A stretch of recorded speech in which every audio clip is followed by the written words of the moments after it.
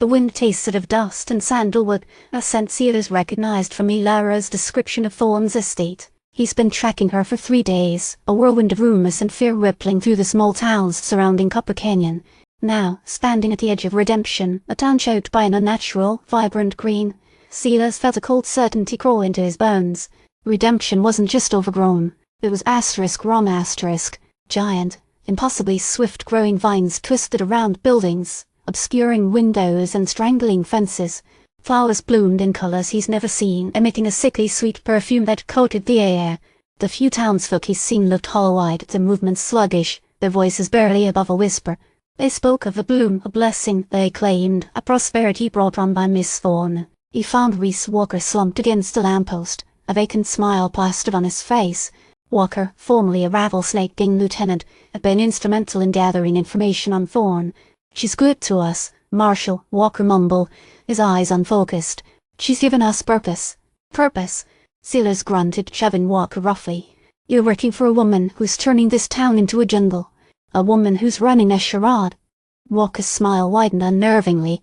"She's helping us evolve, Marshal, showing us the true potential of this land."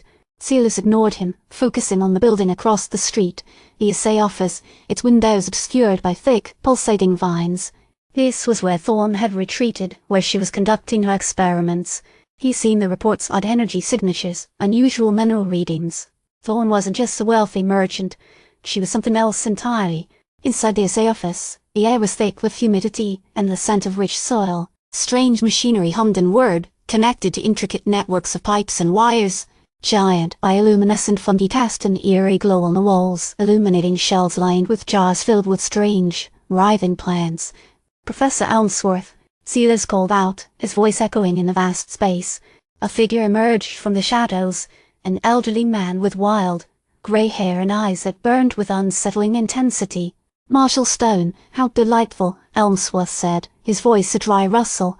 "I'm just showing Miss Thorne how to maximize the resonance." "The resonance?" Silas repeated, suspicion tightening his grip on his Winchester. "What is that?" "A subtle vibration," Marshal Elmsworth explained, gesturing towards a complex device covered in dials and gauges. "A frequency that exists within the earth, within all living things. Miss Thorne has discovered how to amplify it, to unlock the land's hidden potential." "And what is the potential you're talking about?" Silas pressed. "Growth, Marshal," Elmsworth said, a strange glint in his eyes. "Unprecedented growth. The ability to heal the land, to provide abundance beyond our wildest dreams." Silas's gaze fell upon a large, glass enclosure in the corner of the room. Inside, a strange, pulsating plant throbbed with an unnatural rhythm. It wasn't a plant, he recognized. Its leaves shimmered with an iridescent glow, and its roots seemed to delve deep into the very earth. Suddenly, a voice drifted from behind him. "You misunderstand, Marshal." He turned to see Elara Thorne standing in the doorway, her expression serene. "The resonance isn't just about growth, Marshal. It's about *evolution*. "Evolution," Silas echoed, his hand instinctively moving to the butt of his gun. "The land remembers, Marshal," Thorne continued, a voice hypnotic. "It remembers a time when it was connected to something greater. The resonance allows us to tap into that connection, to accelerate our progress, to become something more." "And what makes you think I want to become something more?" Silas challenged, his voice hard. Thorne's smile widened. "You have a gift, Marshal. A connection to the earth that is stronger than you realize. You can feel the resonance within you." Silas frowned. He did feel something. A faint vibration, a subtle hum that resonated deep within his bones. It was unsettling, disorienting. "You're playing the forces you don't understand," Silas warned. "This isn't progress, it's madness."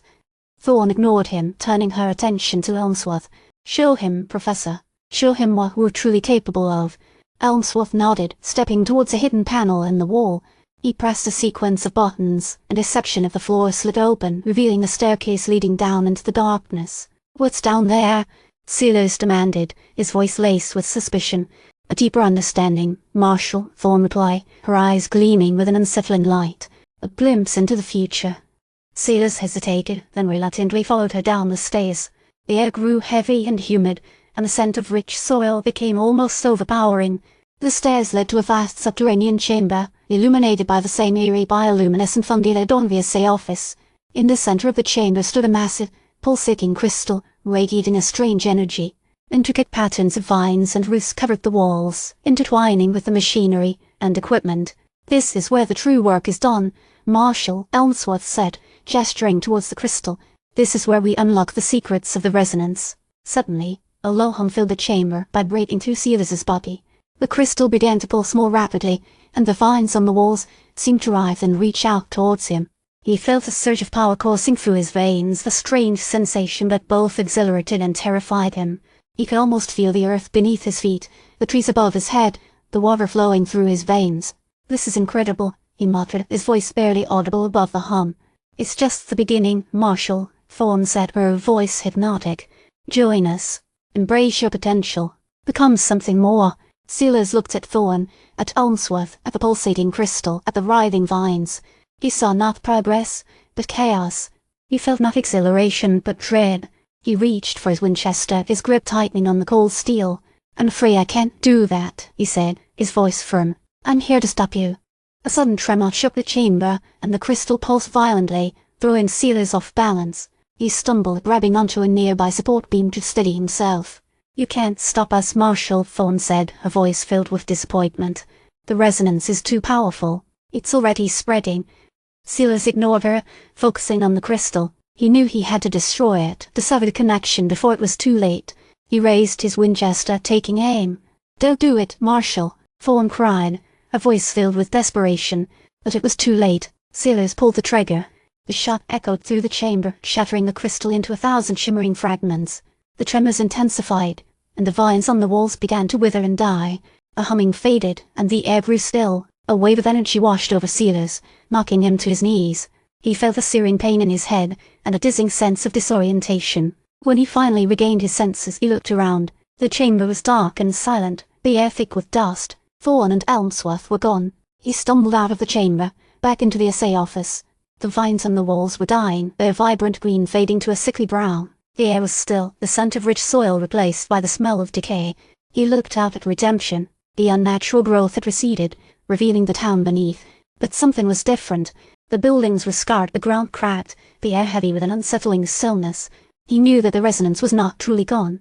It was dormant, waiting for another opportunity to awaken. And he knew that he would be there, waiting too.